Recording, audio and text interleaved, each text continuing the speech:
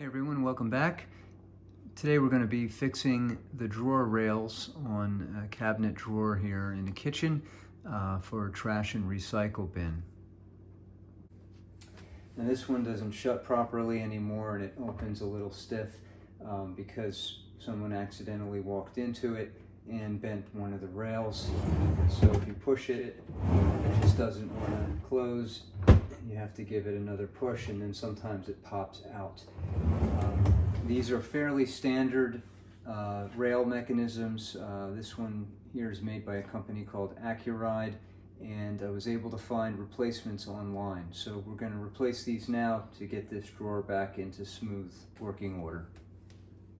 Now for this particular drawer, I mentioned the Accuride. I found the replacements. These are the 3017. It's a standard mechanism on their light duty line. Now to get these drawers off, you'll see here a plastic clip that is holding this drawer onto this rail. And so what we're going to have to do is release this on both sides and then we can lift the drawer right off.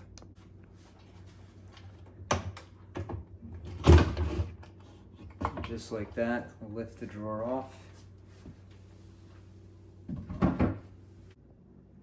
Now the new hardware matches the old hardware exactly.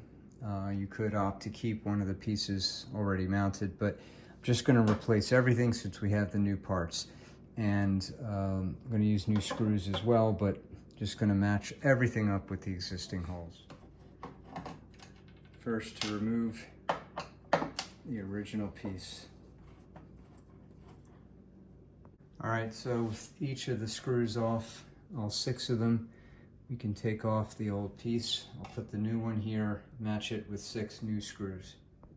Alright, I'm going to line up the new piece now directly over the existing screw holes, and I've got 6 screws here. So I'm just going to put these in until I know that it's aligned. I'm going to start here in the center and then just do these partially in and then work my way to the outside. I'm just going to flip the drawer over and replace this piece on the other side. Then we'll set this to the side while we work on the rails.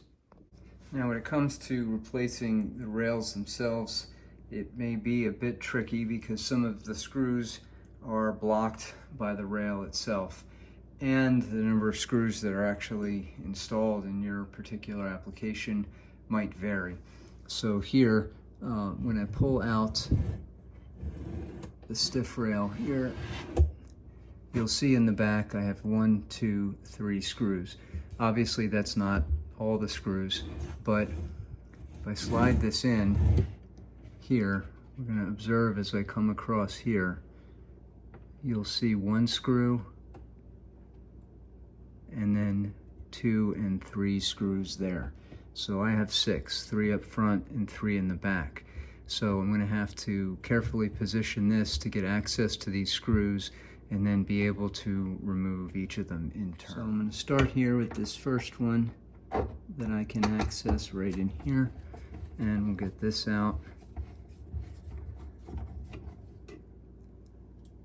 And I'll push this in a little bit till I can get access to the next 2 right there.